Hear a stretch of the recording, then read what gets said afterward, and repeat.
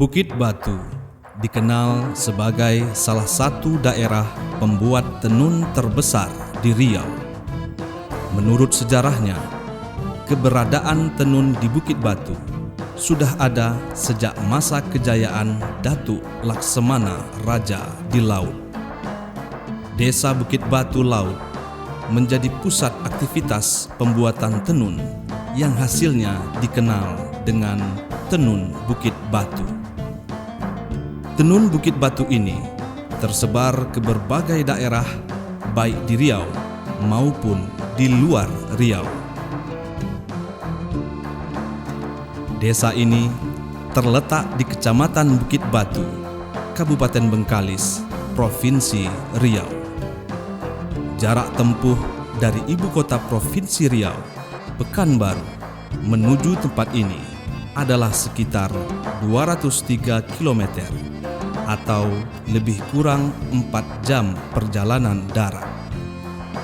Kepiawaian para kaum perempuan di Bukit Batu dalam menenun sangatlah tersohor sejak dahulu, dan kebiasaan menggeluti profesi tersebut masih dapat dilihat hingga saat ini. Kalau dihitung dengan masalah tenun Bukit Batu ini memang sudah dulunya, di zaman dulunya. Itu sebenarnya sudah tahun 15, 12. Jadi yang tenun ini yang dibikin oleh anak Bukit Batu. Anak Bukit Batu itu namanya itu Simbung. Simbung ayahnya itu Ibrahim. Digelar juga dia orang itu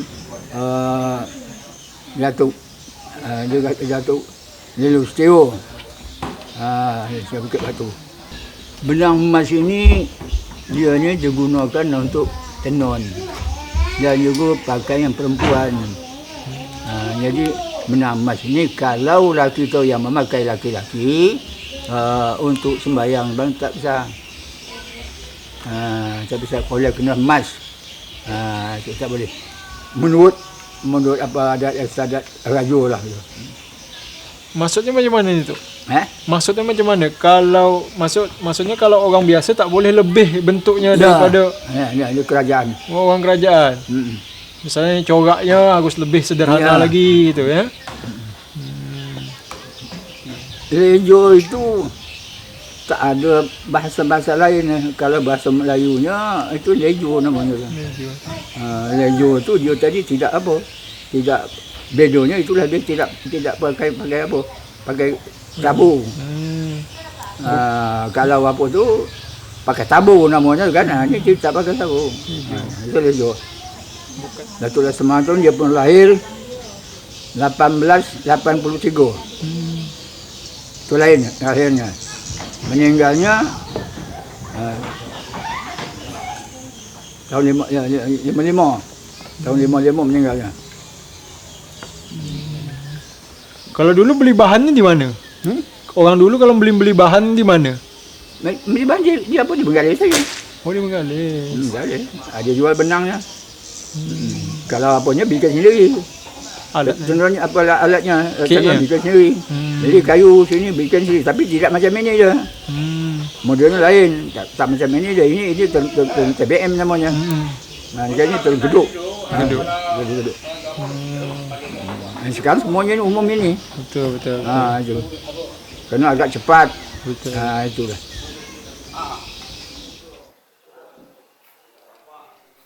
Dahulu, proses pembuatan tenun Bukit Batu menggunakan alat yang dinamai dengan geduk. Pengerjaan menggunakan alat geduk memakan waktu lama dan dengan hasil yang terbatas.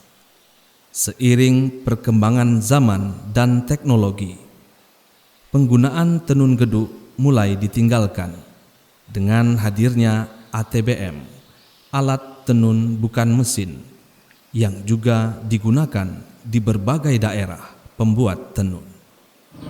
Jaket ini kan dibuat dari kami sini biasa dari kayu punak atau kayu suntai. Yang itu kami pilih buat bahannya yang bagus kan. Semua bahan dalam kek ini ada namanya ini geruk. Geruk kan. Ini penggulung kain. Ini ada namanya penggulung benang. Penggulung benang. Dan ini alat namanya cacak. Cacak. Dan di sini dalam geruk ini ada sisir. Ada satu lagi bahan ini, kalau di sini dibuat dari kayu leban untuk menolak teropong. Ini kan untuk menolak teropong untuk menjalankan benang. Ini ada satu alat lagi, ini namanya ini untuk menganyam benang. Ini pemijak dia. Ukuran lebarnya 140, panjang ini sekitar 1,50 meter. Nah, itu banyak betul itu. Kalau itu pakai tenaganya kuat. Selain dari kainnya itu kan dua sambung dijadikan satu. Nah, itu kalau udah jadi, dan lagi proses menenunnya itu lambat. Dan cuma kayunya sekarang ini agak susah cari guna kan. Kayu itu jauh, dan lagi kan banyak masalah kalau kerja kayu sekarang kan.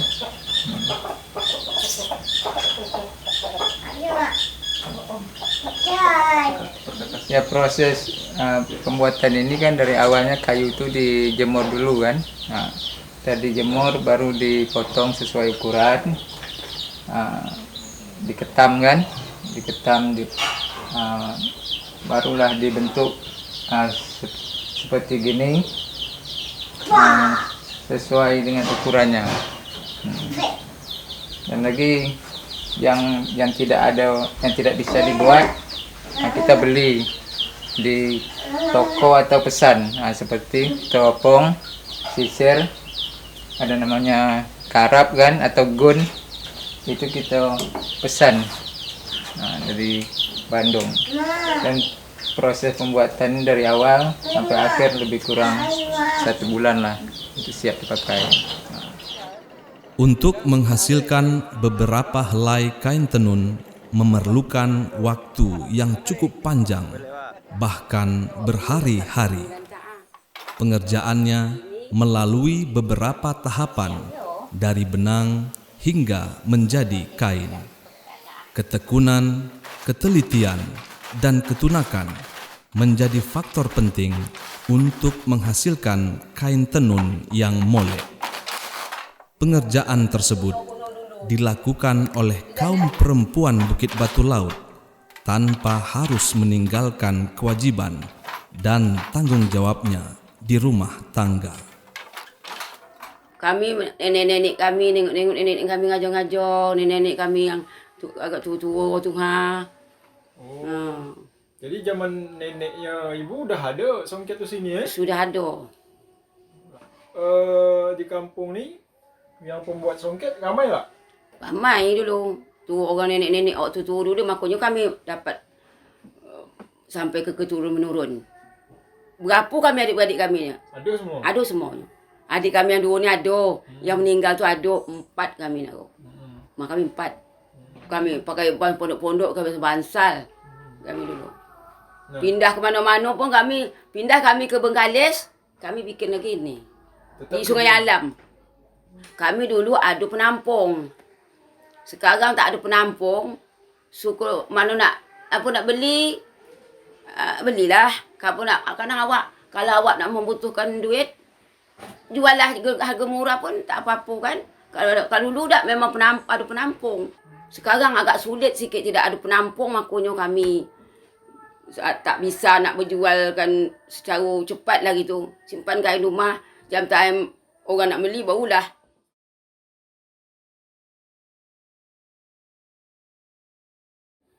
Yang pun menerau.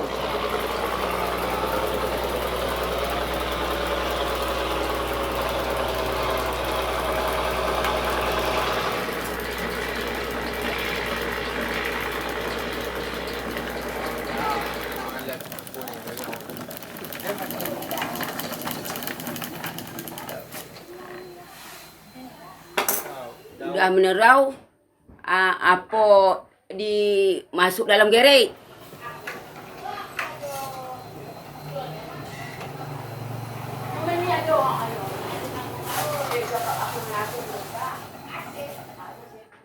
Dah itu ditarik dalam mani.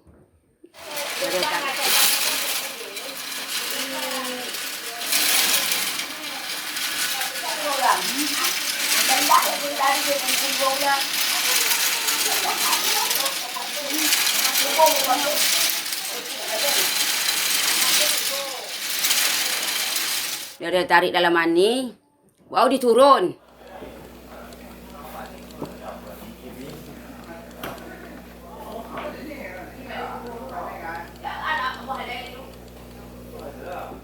Diturun, digulung.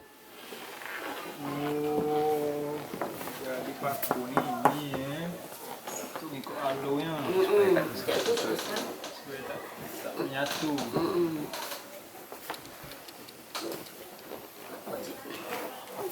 Dia digulung, masukkan ke dalam belebas.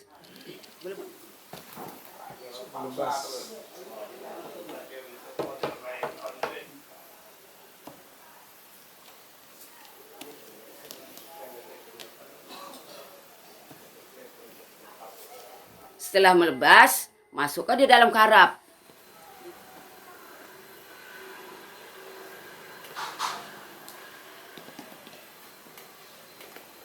Daya 20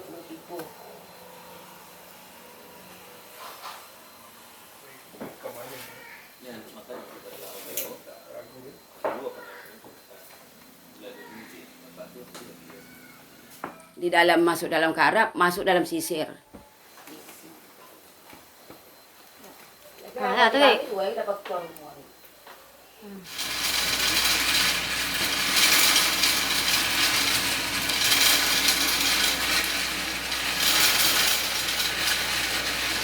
Dimasuk dalam sisir, baru digentang. Digentang, barulah ditenunkan. Jadilah kain.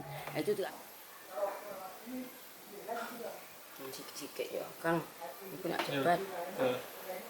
You cara ngisi nak buat tengok ye. Oh isi. Aku kek amat aku kau.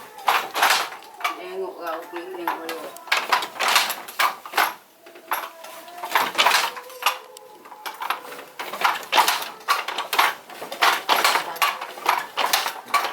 Motif.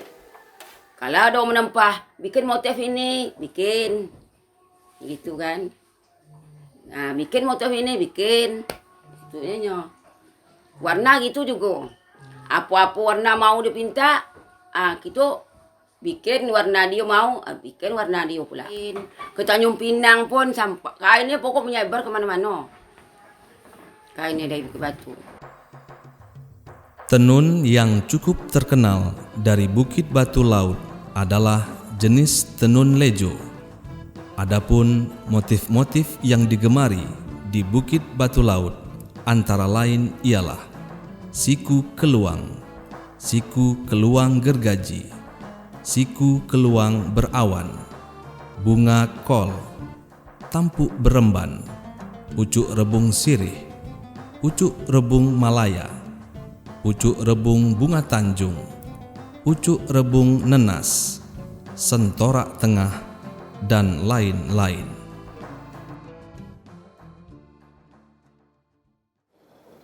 Tradisi menenun memang suatu kemahiran kaum perempuan Bukit Batu Laut yang tak dapat dipungkiri sebagai kebanggaan masyarakat setempat. Namun, banyaknya pilihan lain yang dipengaruhi oleh kecenderungan pemenuhan kebutuhan keluarga menyebabkan terpecahnya minat generasi penerus di suatu keluarga untuk melanjutkan tradisi ini. Jika dibandingkan dengan ramainya penenun di masa lalu, jumlah pengrajin tenun Bukit Batu Laut saat ini jauh berkurang. Oleh karenanya, untuk menjaga kualitas serta keberlangsungan tradisi yang amat bernilai ini, para pelaku tenun Bukit Batu Laut yang masih bertahan harus berpacu dengan waktu. Itu ingat saya daripada tenun-menenun ni, kecil saya lagi, usia saya 5 tahun, 7 tahun, waktu saya dah sekolah SD pun, saya dah ingat tu orang bertenun. Orang mak saya pun juga kerja bertenun di saat itu. Memang boleh katakan masyarakat Bukit Batu Laut memang kerajinannya itulah tu. Ya, bertenun, membuat kerajinan kopok dan lain-lainnya. Jadi kalau memang di saat itu memang kaum perempuan saja, laki-laki tak ada. Jadi sekarang ni dah bolehkan berbaur pula orang ada pula kadang orang laki-laki tu yang namanya kerja menerau apa segala Jadi kalau dulunya memang tak ada, memang itu satu kegiatan anak daru di zaman itu. Kalau tentang tenun Bukit Batu Laut, tentang budaya dan adat istiadat, memang menjadi kebutuhan masyarakat di saat itu. Setiap kali ada acara pesta pernikahan itu menggunakan kain tenun benang emas itu tadi, ya kan? Jadi kalau orang lain tu bicara bukan namanya kain benang emas. Kalau di luar itu adalah kain songket katanya kan. Kalau kami tidak, tetap kain benang emas. Itu tadilah kalau dulunya di Bukit Batu Laut ini boleh katakan setiap rumah tu satu itu paling tidak. Ada yang 2, ada apa, Oleh sekarang ini nampak agak sedikit menurun, apalagi yang bagian penenun itu tadi, bagi orang kita di sini ada kadang yang nikahnya sama orang di luar, dibawa orang di luar, situlah berkurang tenaga itu. Jadi nampaknya tak ada upaya sedangkan anak kita pun sekarang ini tidak bertenun lagi kan. Kalau di zaman rumah saya kemarin dia bertenun, ya kan. Bahkan alat-alatnya pun sekarang masih ada juga, ya kan. Memang gedung yang namanya Siti Lewat tu dibangun pemerintah tu. Ada situ banyak juga yang bertenun situ. Akhirnya makin hari makin berkurang, entahkan kekurang modal apa segala itu kurang tahu, ya kan.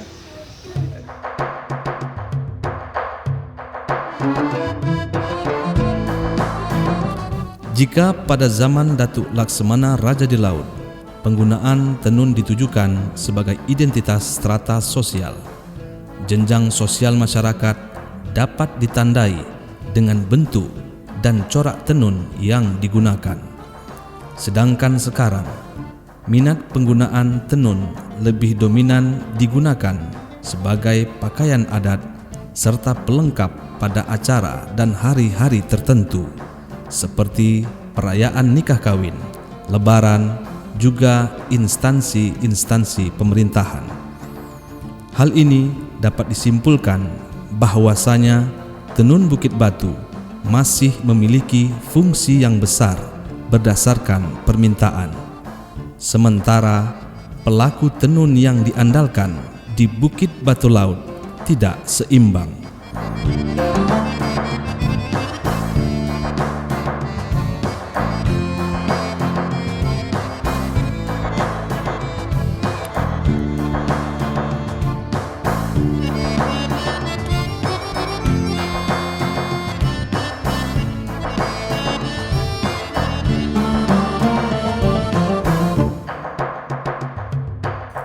Antara lain penyebab ketidakseimbangan tersebut adalah mahalnya bahan baku pembuatan, sulitnya mendapatkan kayu alat kik, lamanya proses pembuatan, dan minimnya pengetahuan tentang strategi pemasaran. Keresahan ini sudah semestinya menjadi tanggung jawab pemangku kepentingan dan pemangku kebijakan untuk mendukung serta mempertahankan tradisi tenun Bukit Batu. Harapan-harapan para pelaku tenun dan masyarakat pendukungnya harus segera menjadi perhatian bersama.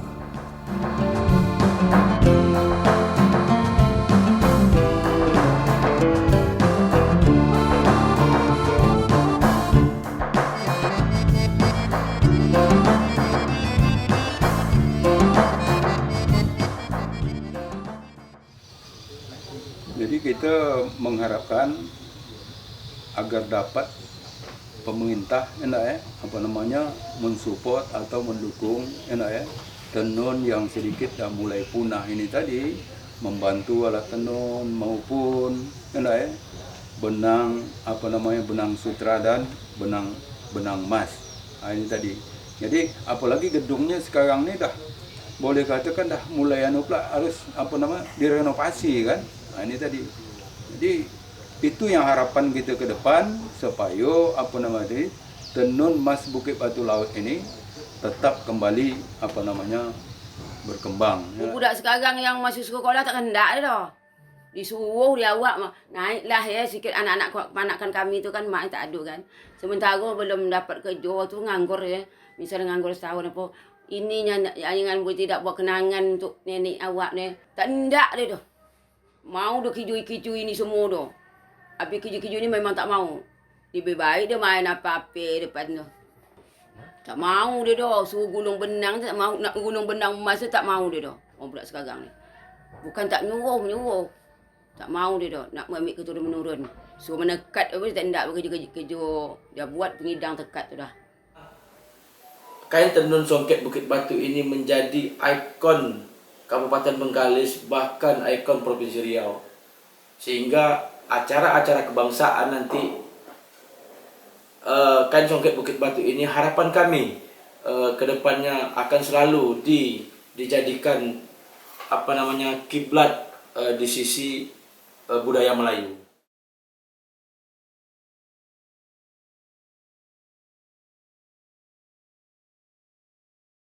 Kami tidak akan biarkan ini tenun Bukit Batu menjadi punah. Kami akan melakukan perbaikan-perbaikan terus, pembinaan-pembinaan terus kepada anak-anak desa Bukit Batu ini sehingga dia bisa meneruskan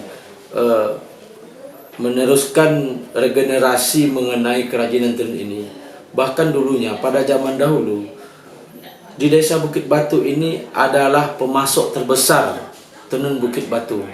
Jadi dari pengalaman-pengalaman oleh orang tua kita dulu sehingga kami punya misi, Pak. Kami punya misi bagaimana tenun Bukit Batu ini menjadi ikon yang paling unggul sehingga menjadi kerajinan yang turun-temurun nantinya.